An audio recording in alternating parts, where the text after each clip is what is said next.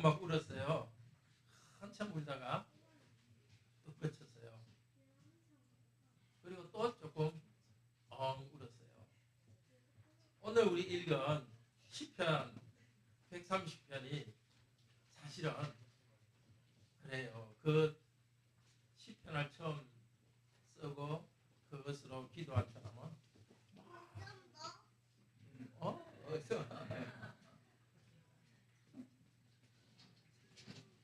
처음에 막 울다가 또 그쳤다가 또 울었어요. 왜 그랬냐? 가르쳐줄게요. 제일 처음에는 힘든 일이 많아가지고 울었어요. 그래서 하나님께 하나님 너무 힘들어요 하고 울면서 기도했어요.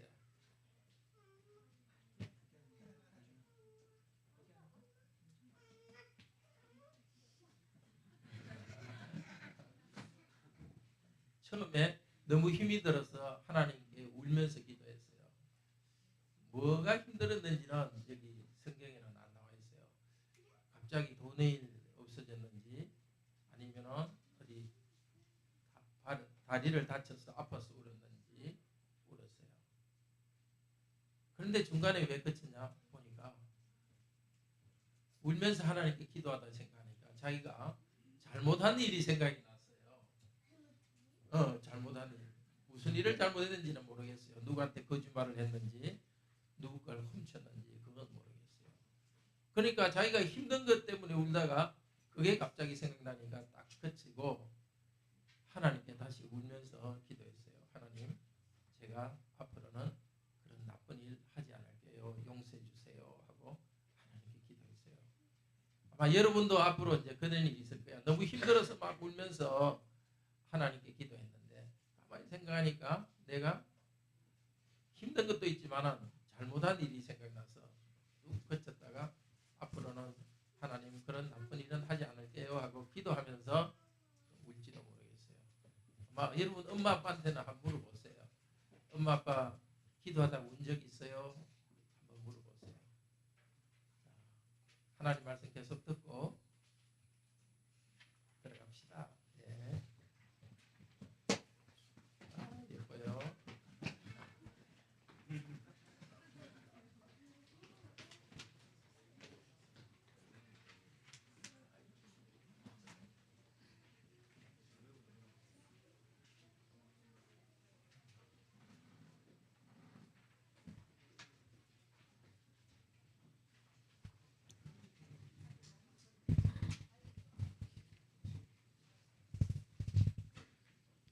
인자신 하나님께 부르짖으면서 죄로부터 구원을 얻도록 합시다.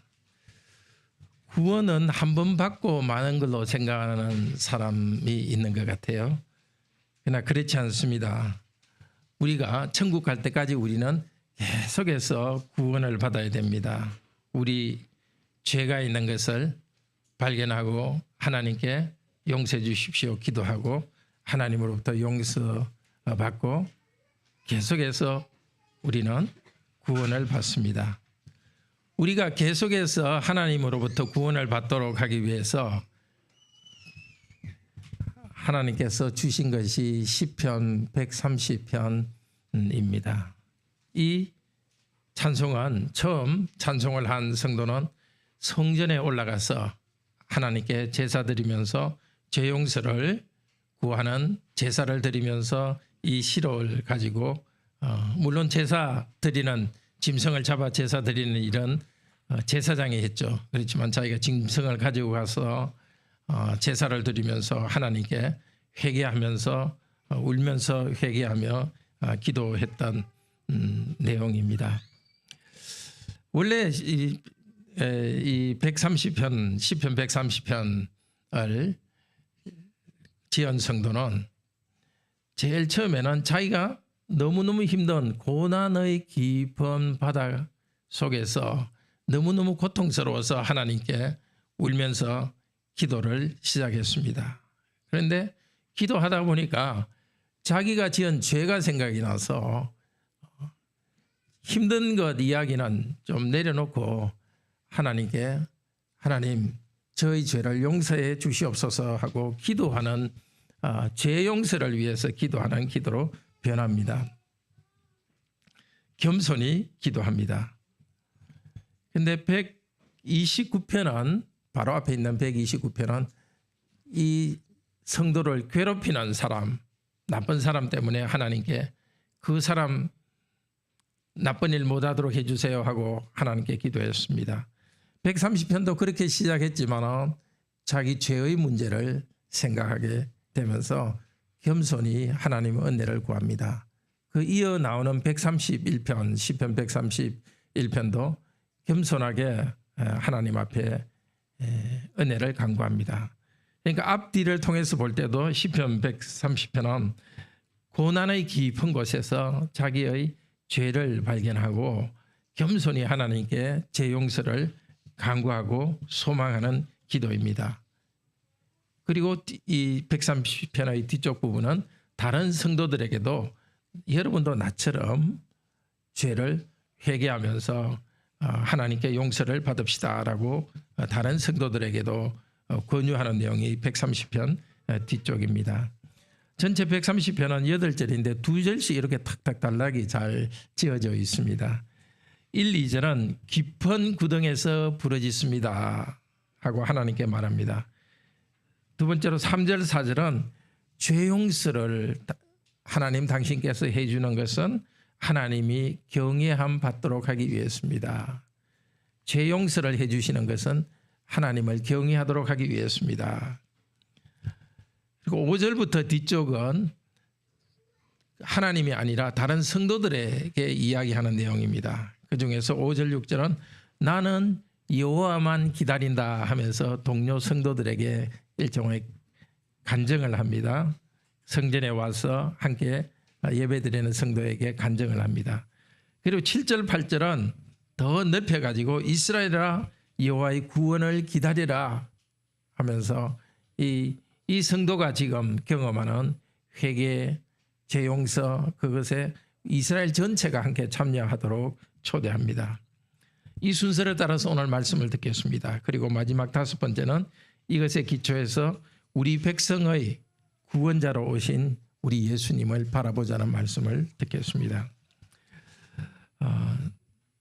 자세히 보시면 1절에서 4절은 하나님을 당신이라고 말합니다.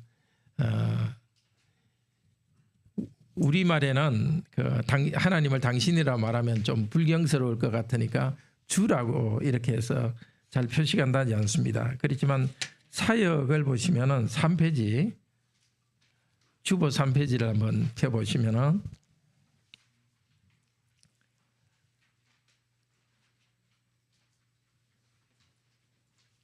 여기 1절에 깊은 곳들로부터 내가 당신께 부르짖습니다. 우리 그 성경은 하나님을 당신이라고 말하면 안 되니까 주라고 돼 있죠. 130편 1절 그런데 원래는 당신입니다. 그래서 하나님의 이름을 제가 그 분홍 오렌지색으로 표시해 놨는데요. 1절, 2절 합쳐서 여호와 주여 이렇게 나오고 3절, 4절 합쳐서도 여호와 주여 이렇게 나오고 5절, 6절 합쳐서도 여호와 주여 이렇게 나오고 7절에 가서는 여호와 여호와 이렇게 나옵니다. 여기 주라는 것은 당신이 할 때 주가 아니라 여기 사역에 있는 주는 아도나이라는 하나님을 친근하게 부르는 그 내용입니다. 그러니까 이 시편은 여호와 하나님의 이름을 16번 16번이 아니라 8번인가요? 8이네. 예. 8번 부르면서 여호와 하나님에 대해서 하나님이 어떤 분인지 점점 깨달아가면서 하나님을 향하여 가까이 가는 그 내용입니다. 그리고 1절에서 4절은 하나님에 대해서 당신이라고 이렇게 부릅니다. 그런데 4절 둘째 줄도 당신이 경외함받게 하기 위해서입니다 라고 말하고 5절부터 8절까지는 여호와 하나님을 그분이라고 말합니다. 그러니까 5절부터는 여호와 하나님께 직접 말하는 것이 아니라 백성들에게 하나님에 대해서 말하는 내용입니다. 먼저 이 나라고 되어 있는 이 사람, 우리 성도님 전부 다 여기 있는 나가 바로 나다 생각하면서 이 오늘 말씀을 좀 들어봅시다. 그러니까 여기 있는 내가 바로 나다, 자기를 대입해서 오늘 말씀을 듣기를 바랍니다. 이 성도는 1절에서 4절 앞쪽 부분에는 자기가 여호와 하나님께 고백하던 기도하던 그 내용을 먼저 이야기하고 5절부터는 여러분, 내 친구들 여러분도 나와 함께 이렇게 여호와 하나님께 기도하고 죄 용서를 받읍시다라고 말하고 있습니다. 우리도 지금 이 시간 여기 있는 내가 바로 내다고 나를 대입해서 죄 용서를 간구하고 또 우리 같이 예배드리는 성도들에게 함께 참여하기를 원하는 심정으로 말씀을 듣도록 합시다. 먼저 첫째로 1절에서 2절은 깊은 구렁에서 부르짖습니다. 우리 1절 2절 다시 한번 같이 읽읍시다. 1절 2절. 여호와여, 내가 깊은 곳에서 주께 부르짖었나이다. 주여, 내 소리를 들으시며 나의 부르짖는 소리에 귀를 기울이소서. 그 주가 두 번 나오는데 1절에 나오는 주는 당신이고 2절에 나오는 주는 아도나이, 그게 그 주입니다.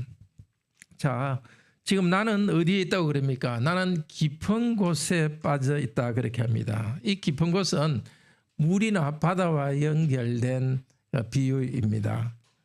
인간의 삶을 파괴하고 황폐하게 만들고 죽음을 대면하게 하는 그런 혼돈의 상태를 여기 깊은 곳이라 이렇게 합니다. 이 깊은 곳이라는 말은 시편 69편 2절 14절에도 똑같은 단어가 나옵니다.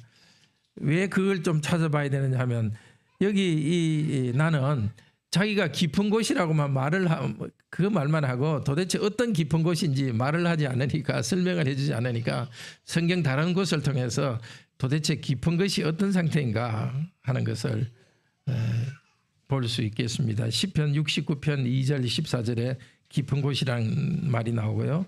그 69편 4절에는 도대체 깊은 곳이 어떤 상태인지가 설명이 나옵니다. 까닭 없이 나를 미워하는 자가, 이유 없이 나를 미워하는 자가 머리털보다도 더 많습니다. 부당하게 원수가 되어서 죽이려고 합니다. 내가 빼앗지 않은 것도 물어내라고 협박합니다.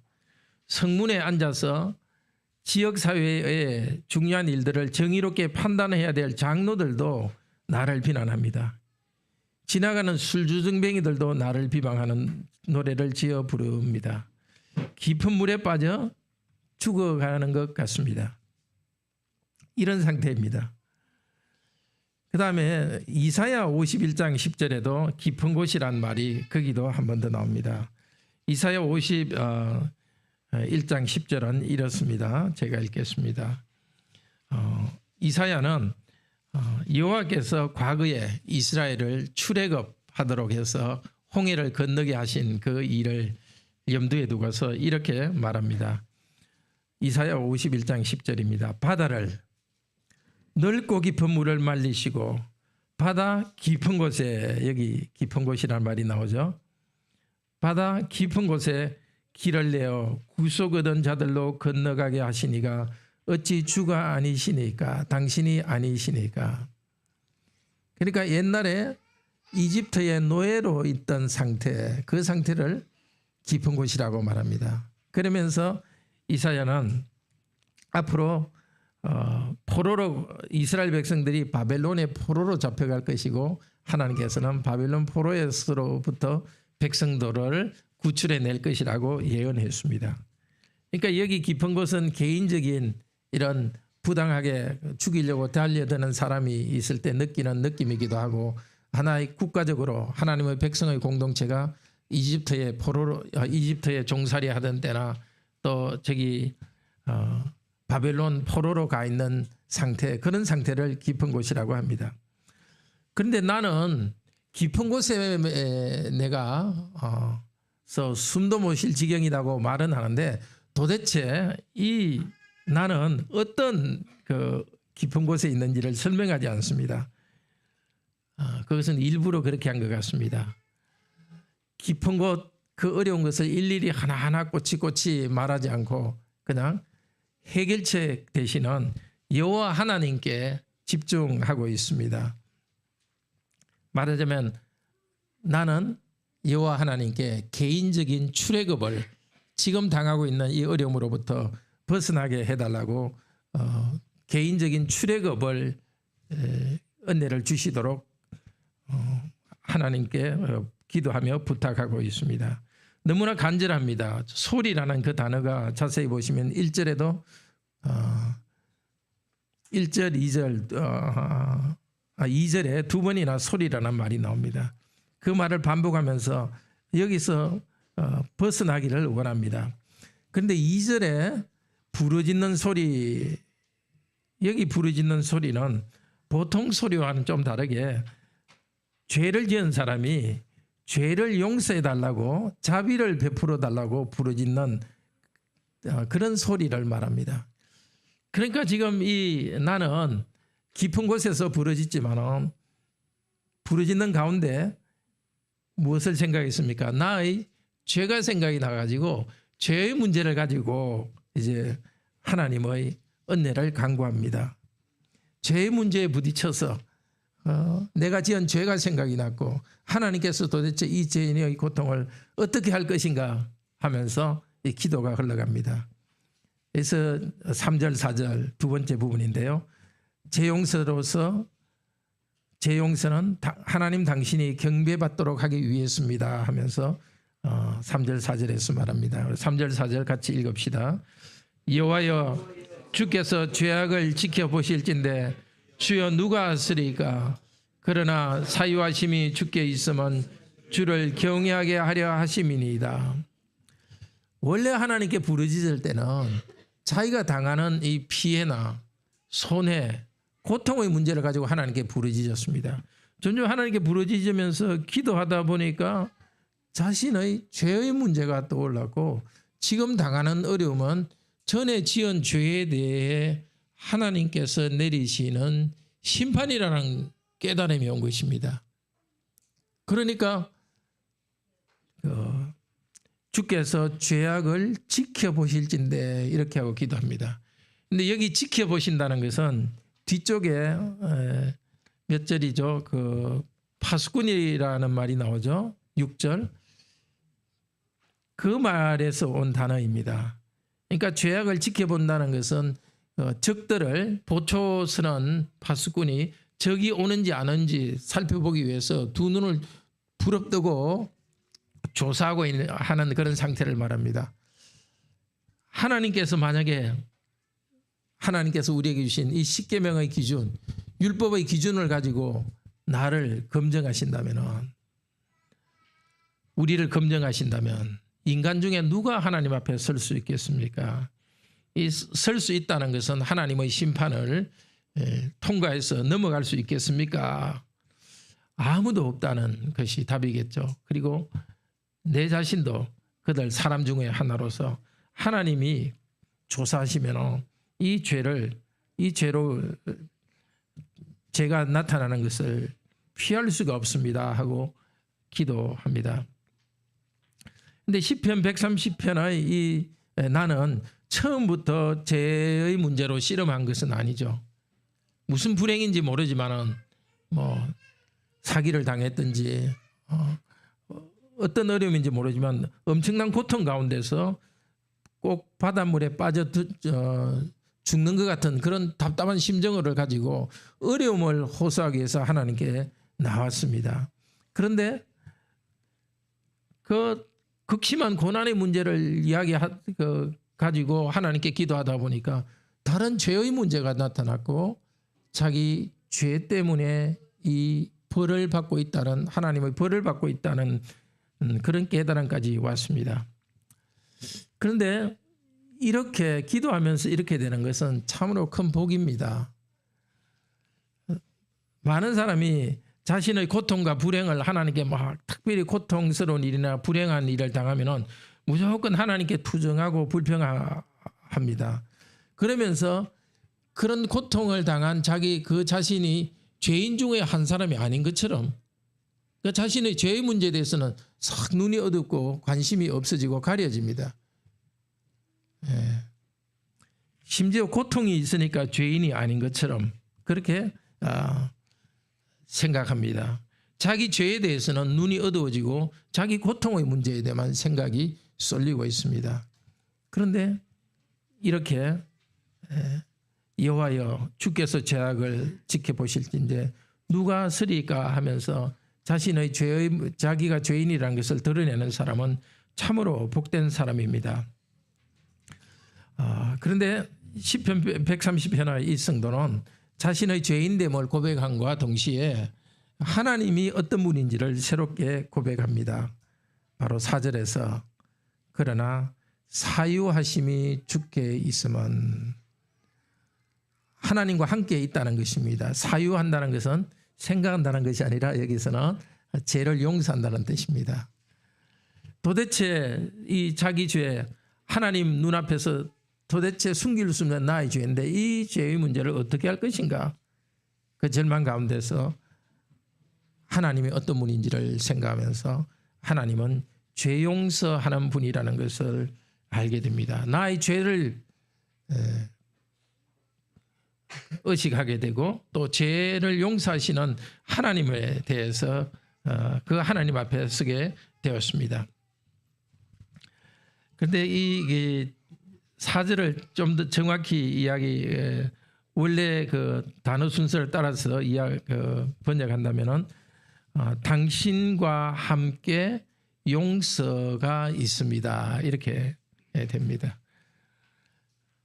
그러니까 나의 죄의 문제로 벌벌 떠는 심정으로 들어가는데 어쩌면 울부짖었는지도 모르겠는데 하나님을 다시 그 하나님을 다시금 깨닫게 되는 것입니다.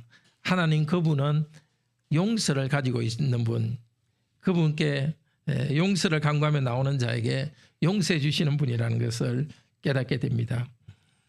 그러면서 용서하심이 당신께 있는 것은 당신을 경외하게 하심이니라. 용서하시는 것과 경외하는 것을 붙여서 이야기합니다. 아마도 그 성전에서 제사 드리면서 이 성도는 서서 이 기도를 했을 겁니다. 아마 어떤 심정이었겠습니까? 경외하는 마음으로 우리 하나님에 대해서 두려워하면서도 좀 무서우면서도 그러나 너무나 친근하게 또 사랑을 베푸시는 분. 그러니까 약간의 두려운 느낌과 함께 하나님을 사랑하는 심정으로 서서 하나님께서 이 한쪽에서는 제사장이 제사를 드리고 있고 나는 이 시로서 이 시편으로 노래하면서 하나님의 죄 용서의 은혜를 경외하는 심정으로 그 제사 현장에 서서 기도하고 있습니다. 그런데 또 죄 용서를 받은 다음에도 하나님께서 죄를 용서해 주셨기 때문에 다시 경외하는 심정으로 하나님을 두려워하면서도 그렇지만 사랑하는 심정으로 하나님께 더 가까이 나아갑니다. 그러니까 이 성도는 제일 처음 기도를 시작할 때는 자기 인생의 불행한 문제, 그 문제를 가지고 하나님 도대체 나한테 왜 이런 불행한 일을 생기게 했습니까? 그렇게 답답한 심정을 따지려고 호소하면서 시작했는데 점점 기도는 자기의 죄를 깨닫게 되고 더 나아가서 죄를 용서하시는 그 하나님의 그 은혜 앞에 경외하는 심정으로 들어가게 됩니다. 이 성도에게서는 성전에서 제사를 드리고 있지만은 제물이 아니라 죄를 용서하시는 하나님에게 초점이 맞춰 있습니다. 우리도 이런 기도를 한다면 참으로 복됩니다. 우리 성도님이 지금 어떤 어려움이 있는지 잘 모르겠습니다만은 모르긴 해도 한 개 이상의 어려움은 다 있더라고요. 제가 신방해 보면은. 그리고 그 성도에게는 그 문제가 제일 큰 문제예요. 그러니까 그 문제 앞에서 너무 좌절하지 말고 이 성도처럼 그 문제, 고통스러운 문제를 가지고 하나님께 부르짖기를 바랍니다. 그런데 하나님께 정당하게 부르짖으면 자연스럽게 죄의 문제가 생각나게 되어 있습니다. 하나님이 주시는 복이 바로 죄의 문제를 해결해 주는 것이니까 자신의 죄의 문제를 생각하고 그러나 더 나아가서 죄를 용서하시는 하나님의 그 은혜 앞에 경외하는 심정으로 들어갈 수 있기를 바랍니다. 이제 5절부터 1절에서 4절까지는 여호와 하나님께 대한 기도를 했는데 이제 5절부터는 함께 그 성전에 기도하러 온 제사 드리러 온 그런 동료 성도들에게 하는 말입니다. 그래서 하나님을 당신이라 말하지 않고 하나님은 그분이라고 이렇게 말합니다. 그 중에서 5절, 6절은 용사심을 기다리는 자기 자신의 간증이고요.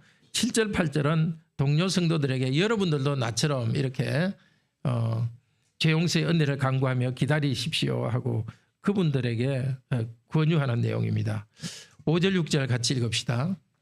나 곧 내 영혼은 여호와를 기다리며 나는 주의 말씀을 바라는도다. 파수꾼이 아침을 기다림보다 내 영혼이 주를 더 기다리나니 참으로 파수꾼이 아침을 기다림보다 더하도다. 5절 6절을 그대로 직역하면 이렇습니다. 내가 여호와를 기다리며 그 사역 참고하시면 되겠습니다. 그 간절함이 더 나타납니다.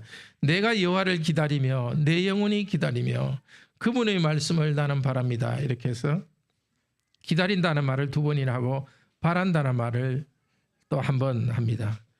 그리고 6절은 아주 단순하게 되어 있습니다. 내 영혼이 주를 파수꾼이 아침보다 파수꾼이 아침. 그러니까 하나님 향하는 그 간절한 심정이 오히려 뒤에 동사를 생략함으로써 간절한 심정이 더 나타났습니다. 내 영혼이 주를 기다립니다. 생략됐겠죠. 내 영혼이 주를 파수꾼이 아침보다 아침을 기다림보다는 뜻이죠. 파수꾼이 아침 운율을 맞추어서 그렇게 간절히 기다리고 있습니다. 여호와의 말씀을 기다리고 있다 그러는데 도대체 어떤 여호와의 말씀을 기다리고 있겠습니까? 그냥 서서 제사장이 와서 율법서를 읽어주는 그런 일은 없었거든요. 어느 한 사람을 위해서 성전에 있는 안에 있는 그 성경을 가져와서 읽어주는 그런 일은 없었을 테니까 도대체 주의 말씀은 무엇이겠는가? 그의 추측해 보면 나오는 것은 이 시의 흐름을 보면 그냥 알 수 있죠. 지금 뭘 간절히 기다리고 있습니까? 용사심을 간절히 기다리고 있죠. 그러니까 내 죄 사함 받았다 이렇게 제사장이 선언해 주는 것을 기다리고 있는 것입니다. 이 성도가 경건한 경외하는 마음으로 제사를 드리면서 이 기도를 할 동안 제사장이 제사를 갖다가 드리죠. 그런데 제사가 끝난 다음에 제사장은 이 성도를 위하여서 선언합니다. 나에게 네 죄가 사함 받았다 하고 선언할 것입니다. 이 성도는 자기 죄의 짐에 너무나 눌려서 우리 하나님께서 제사장 직분자를 통해 가지고 죄 사함 받았다고 선언해 줄 것을 그렇게 간절히 기다립니다. 기다리는 것이 파수꾼이 아침을 기다림보다 더하다 이렇게 합니다. 우리 군대 갔다 온 남자분들은 다 특히 겨울날 바깥에서 영하 10도 20도 내려가는 데서 보초 쓸 때 생각해 보시면 얼마나 보초 교대하는 거 그 기다리고 있습니까? 5분이라도 늦으면 더구나 쫄병이 5분이라도 늦었다 그러면 그냥 두지 않죠. 예. 그러니까 이 밤 동안에 보초 쓰는 그 군인이 이제 낮이 밝으면 보초를 그렇게 쓰지 않아도 되니까 아침을 기다리는 심정으로 이 성도는 하나님께서 제사장을 통하여서 죄용서를 선언해 주시고 그래서 죄용서 받기를 간구하고 있습니다. 우리는 제사함을 얻는 예배를 드리기 위해서 저 성전까지 갈 이유도 없습니다. 이렇게 멀지 않은 곳, 좀 멀리 온 분도 있지만 그래도 2시간 이상 걸린 분은 없으시겠죠, 우리 성도님들. 비교적 가까운 거리에서 이렇게 복잡한 제사를 드리지도 않고 그냥 예수 그리스도 이름을 부르면서 그리스도를 믿기만 하면은 죄용서의 은혜를 주시니까 얼마나 감사합니까? 또 우리 성도님 지금 어떤 나의 죄의 문제가 딱 내 생각에 떠올라서 죄의 문제 때문에 하나님께 용서를 구하고 있다면 참으로 여러분은 복된 사람입니다. 왜냐하면 모든 사람이 그렇게 죄의 문제로 하나님의 은혜를 간구하는 것은 아니기 때문입니다. 어떤 사람은 뭐 나만 이렇게 하냐, 다른 사람도 잘못하는데 내가 조금 이거 잘못했다고 그것 때문에 특별히 회개해야 되나, 그리고 뭐 내가 이거 처음 하는가, 여러 가지 변명을 하면서 자기 죄를 회개하지 않는데, 우리 성도님께서 정말 하나님 앞에 죄 용서의 은혜를 간구하고 있다면 그것은 큰 은혜입니다.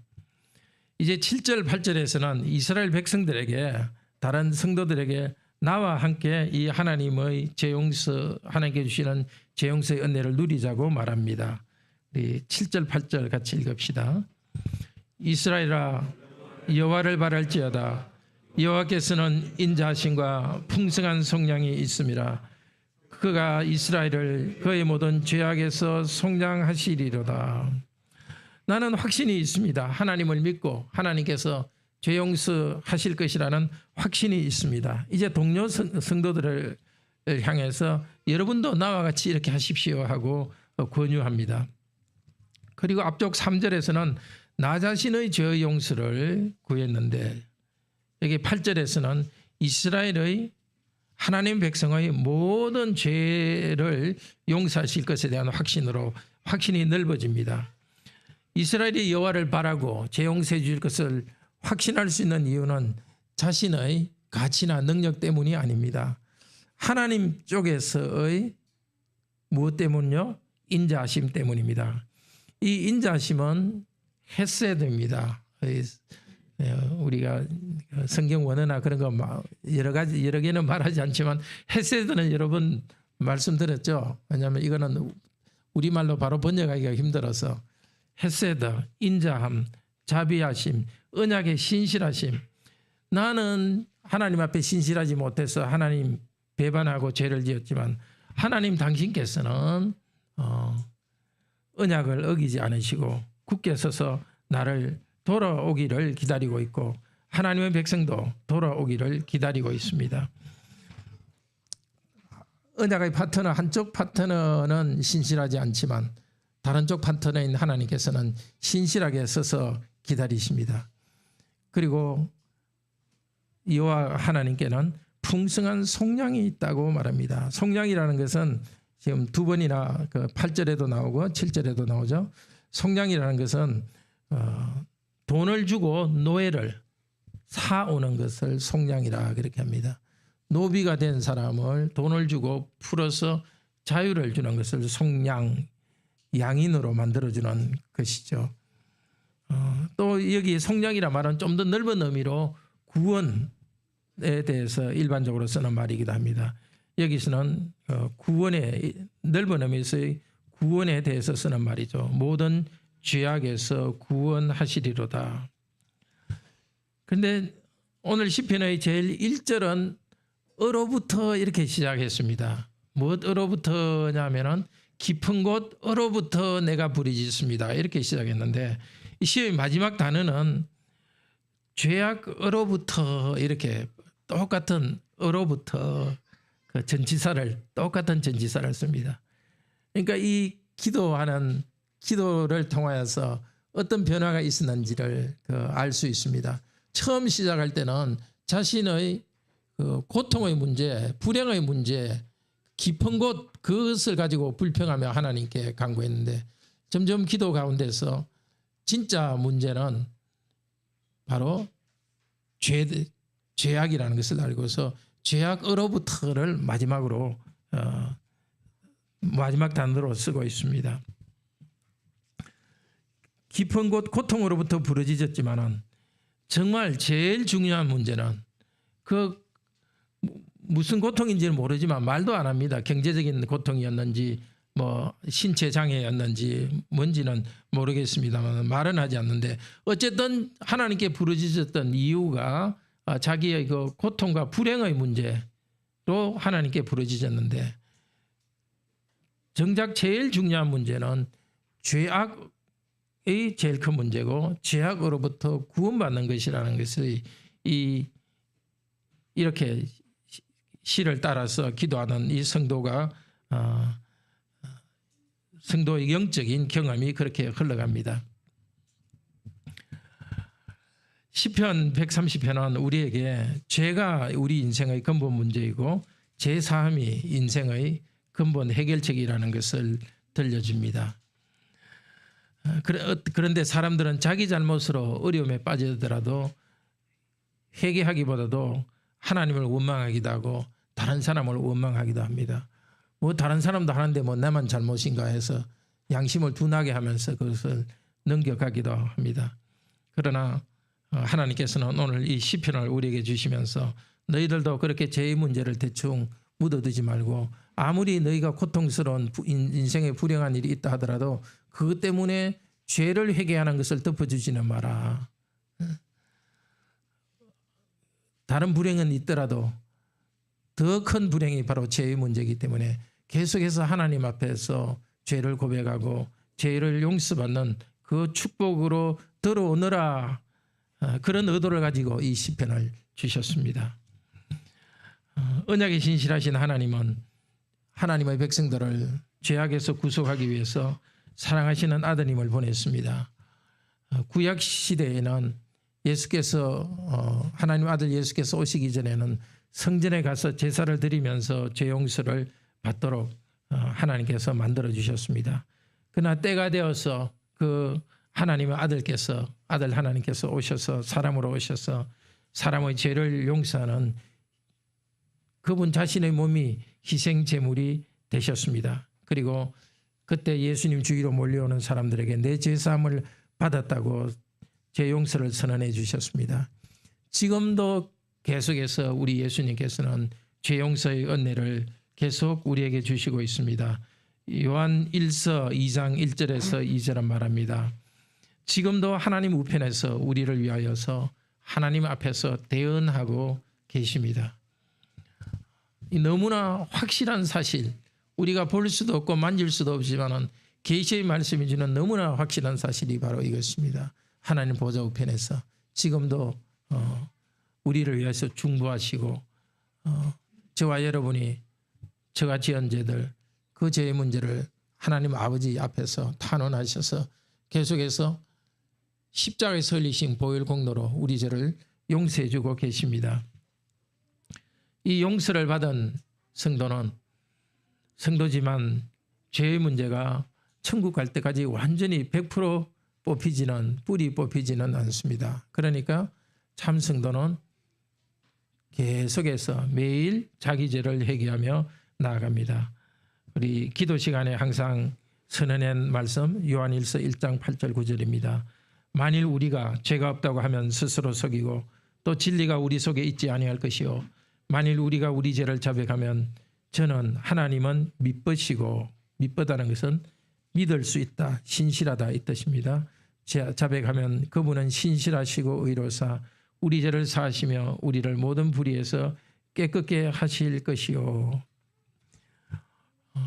우리가 처음 예수님을 믿을 때 원론적으로 모든 죄에 대한 용서를 다 받았습니다. 그렇지만은 우리가 더 말씀을 배우고 더 하나님께 가까이 갈수록 기준이 점점 높아지니까 전에는 죄라고 생각 안 했던 것이 죄라는 것을 깨닫게 됩니다. 그래서 우리는 회개하게 됩니다. 그래서 계속 영적으로 성장하고 있는 성도는 그 성장하기 때문에 새로운 죄가 눈에 들어오고 그래서 그 죄를 하나님께 회개하며 나아갑니다.